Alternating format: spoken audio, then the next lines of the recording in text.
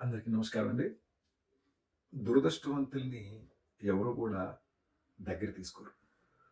అది నాకు గత 5 సంవత్సరాల నుంచి నేను అది ఎక్స్‌పీరియన్స్ చేస్తున్నాను. దురదృష్టవంతులు అని ఎందుకంటున్నానంటే, బహుశా మీ అందరికీ తెలిసే ఉండొచ్చు.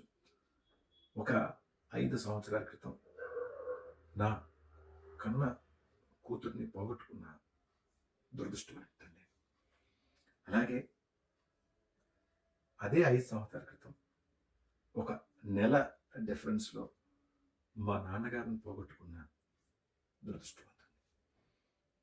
ఒక పక్క కూతురు, నా హీరో అయిన మా నాన్నగారు, అలాగే ఇమ్మీడియేట్ అంటే ఇంకొక 2 ఏళ్ళు అంటే 3 ఏళ్ల క్రితం నా స్నేహితుడు.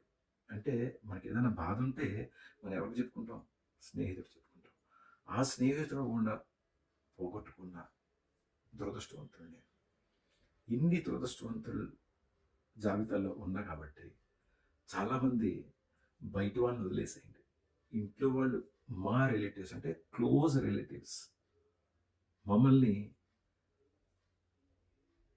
ఫంక్షన్‌లకి పిలవడం మానేశారు. అంటే మమ్మల్ని గనుక మాతో మాట్లాడినా, మమ్మల్ని చూసిన వాళ్ళ పిల్లలకి మా అదృష్టం వాళ్ళకెక్కడ అంటుతుందో అని మాకు దూరంగా తిరుగుతున్నారు. ఈవెన్ మాట్లాడే పరిస్థితి కూడా లేదు. చూడండి లోకం ఎంత వింత పోకడగా ఉందో. అది మా రిలేటివ్స్ వరకు అయితే గనక. అలాగే ఈ మధ్య ఫ్రెండ్స్ కూడా స్టార్ట్ చేశారు.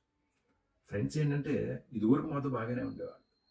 మాతో ఉంటే మా బాధలు గాని, మా దురదృష్టం గాని వాళ్ళకి తాకుతుందని వాళ్ళు కూడా మమ్మల్ని దూరం పెట్టడం స్టార్ట్ చేశారు.